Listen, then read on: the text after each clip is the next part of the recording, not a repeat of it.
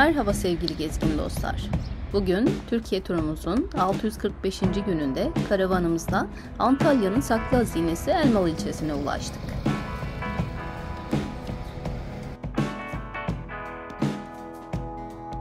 Tarih kokan bu şirin beldeyi keşfetmek için ilk durağımız Elmalı Müzesi oldu.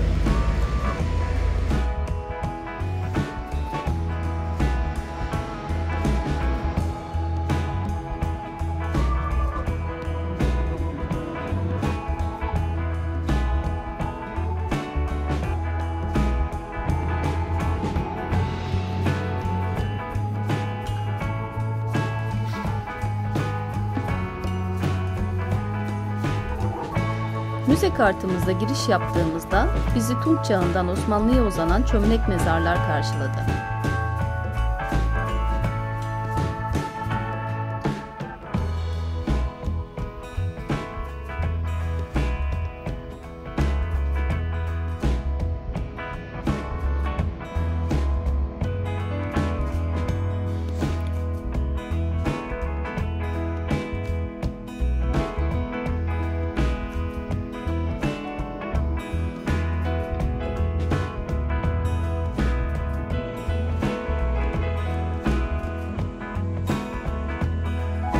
Özellikle Likya dönemine ait eserler, bölgenin binlerce yıllık geçmişine ışık tutuyordu.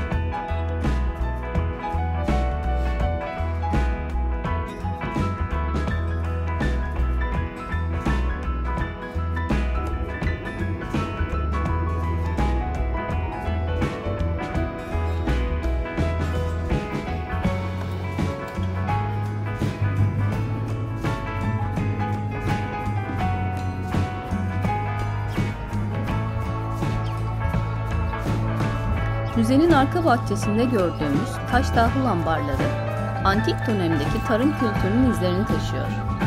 Arı serenderleri ise Osmanlı'nın ilginç bir geleneği.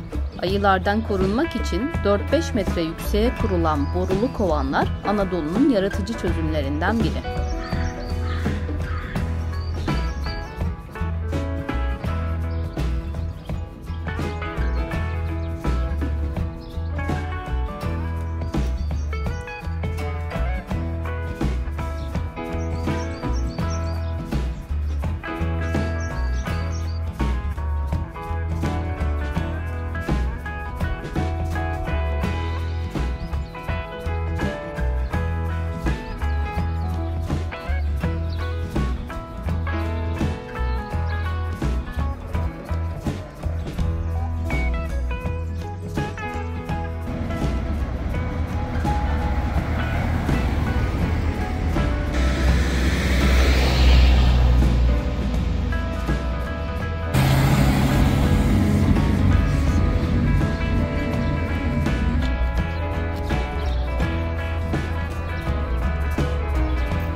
Daracık sokaklarda ilerlerken 19. yüzyıl Osmanlı evlerinin cumbaları altından geçtik.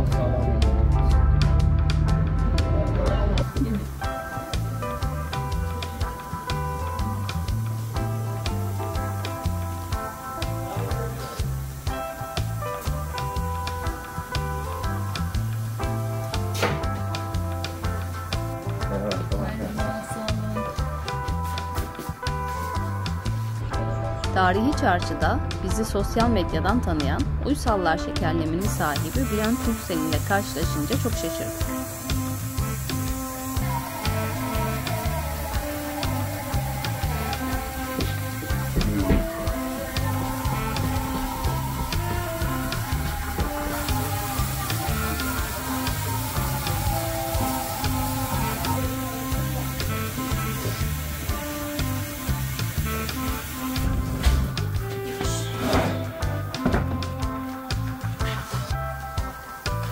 Bizi içtenlikle dükkanına davet ederek 140 yıllık helva yapımının sırlarını anlattı.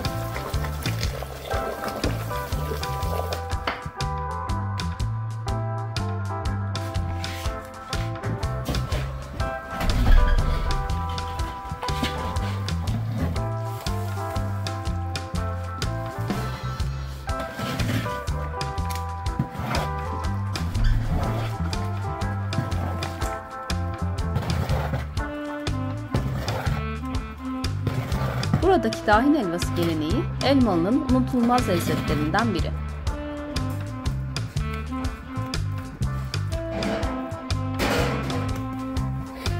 Sen Amasya'da yapmaya başlamaya da işin.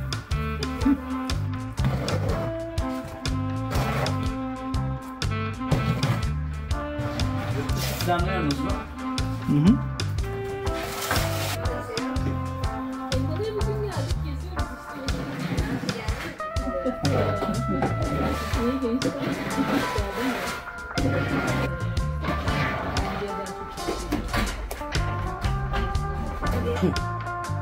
Zaten pehlivanlar hep bizim buradan çıkıyor. İsmail Balabanlar bilir misiniz? Çıkıyor yani öyle söyleyeyim. Elvan'dan çıkıyor. Yani bu bölgede Finike, Kumluca.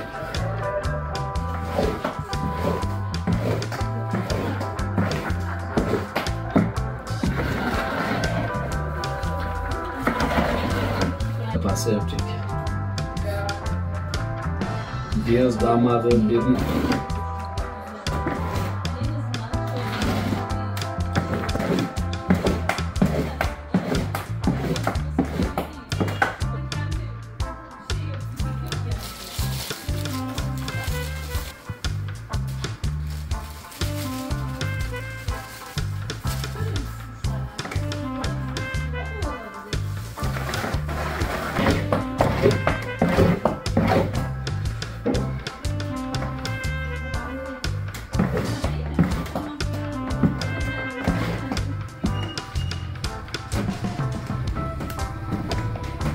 Verdim.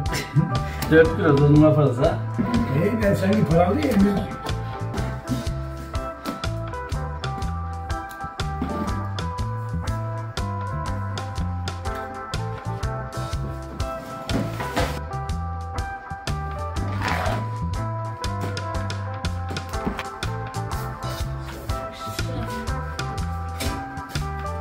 Pişirdik. Bunlar önceden çıkmıyordu. Benim çocukluğum zamanında işte böyle imalat yaparken lokum pişirdik. Babam da tavla oynamayı çok severdi. Şurada hemen 4 dükkan aşağıda kahve vardı. Tabii lokumun ateşi yüksek gittiği zaman, çok gittiği zaman o oradan bilirdi. Bak kokusundan bağırırdı, lokum pişti, indirin lokumu diye. Hakikaten baktığın zaman, kepçeyle şöyle baktığın zaman lokum piştiğini anladı. Yani bizim meslek öyle bir meslek. Evet. Ateşli sanat dedikleri. Böyle bir hisle, duyguyla yapılan bir üretim bu.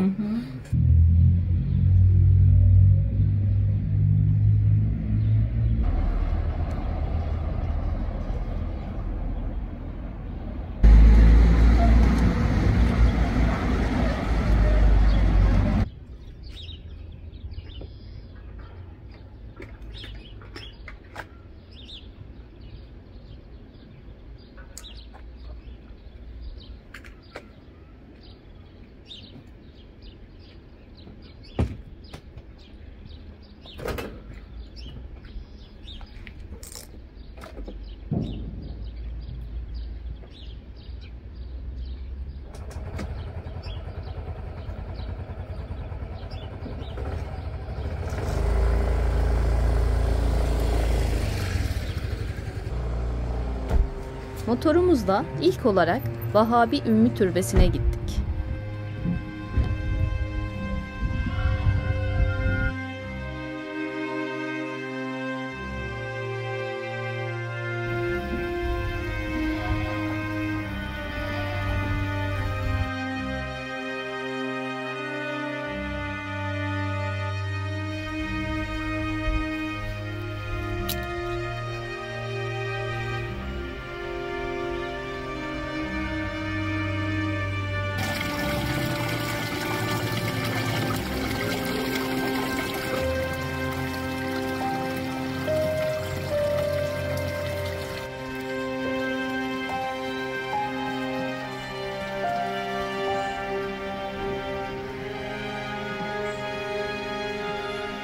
16. yüzyılda yaşayan Vahabi Ümmi, Halveti tarikatının önemli şeyhlerindendir.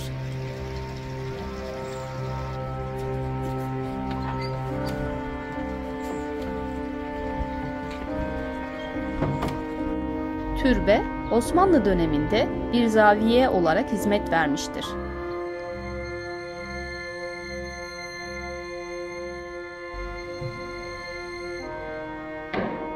Türbenin girişindeki 600 yıllık çınarla şifalı olduğuna inanılan çeşmesi huzur dolu bir atmosfer sunuyor.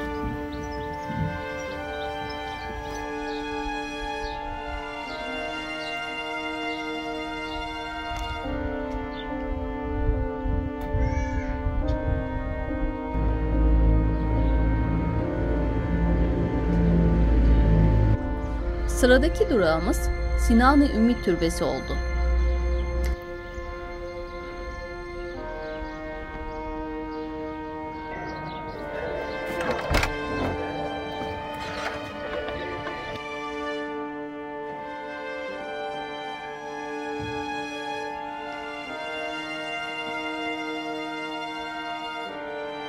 Sinan-ı Ümmi 15. yüzyılda Elmalı'da yaşamış bir mutasavvıftır.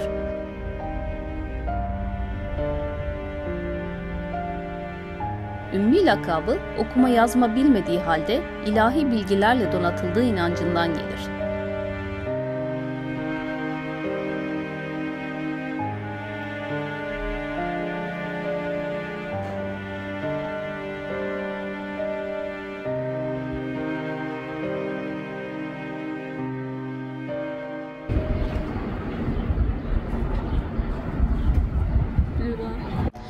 Haritada olmayan ama yöre halkının ısrarla gösterdiği İskender yolunu bulduk.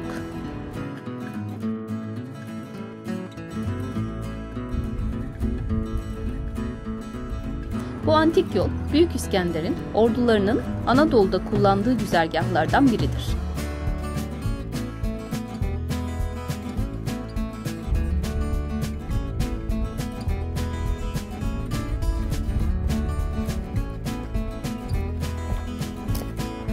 Elmalı'yı Likya bölgesine bağlayan ticaret yolu olarak da bilinir.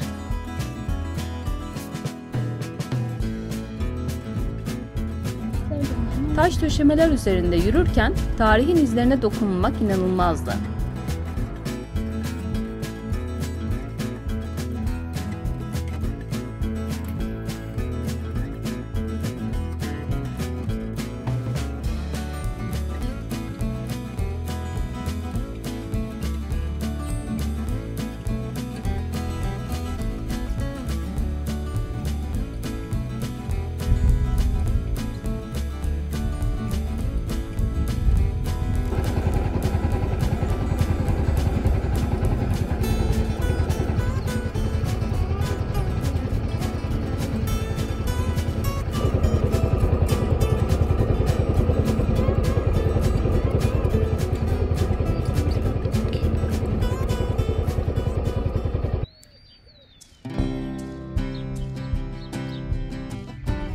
Baltası Gedik Mahmut Baba Türbesi, yörenin en ilginç erenlerinden biridir.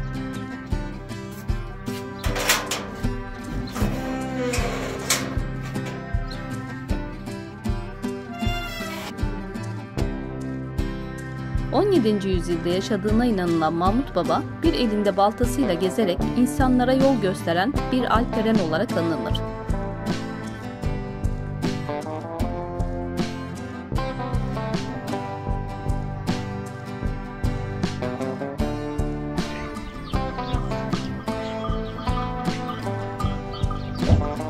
Sonra Elmalı'nın manevi mimarlarından İshak Dede'yi ziyaret ettik. İshak Dede 19. yüzyılda bölgede tasavvufi öğretileri yaymıştır. Türbesi halk tarafından dertlere deva bir ziyaretgah olarak kabul edilir.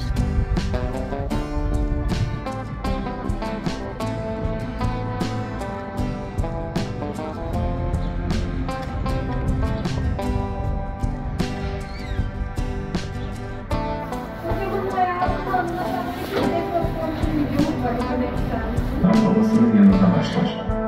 Elmalı'da ilk ve orta öğreniminin yanı sıra fakir ailesi, ilim tahsil etmeye yüksek seviyede Elmalılı Hamdi Yazır Kent Müzesi'nde ünlü tefsir aliminin eserlerini inceledik. 1938'de tamamlanır. Halkın anlayacağı bir dil kullanılarak yazılmış o kendi, yaşam tarzı olarak Avrupalılaşmanın benimsenmesine şiddetle karşı çıkmış Ziya Kıldın, Hatemül Enbiya Kıldın, Muhammed Mustafa Kıldın. 1878-1942 yıllar arasında yaşayan yazır, Hak dini, Kur'an dili tefsiriyle tanınır.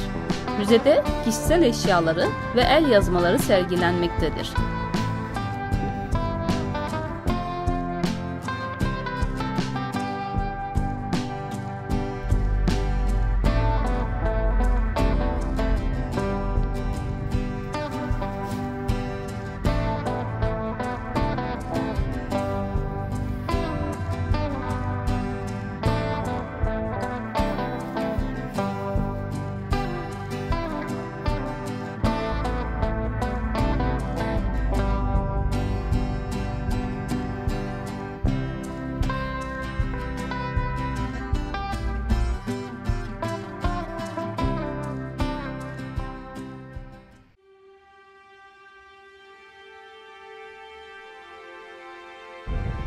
Günü Topdağı Seyir Terası'nda sonlandırdık.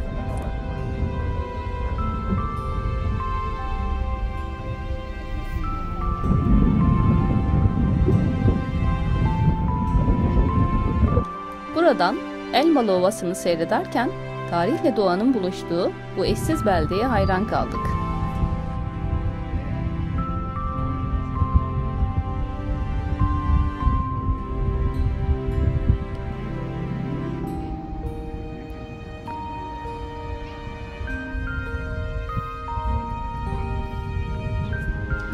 Elmalı'da bize rehberlik eden, anlatan, gönlümüzü kazanan herkese teşekkürler.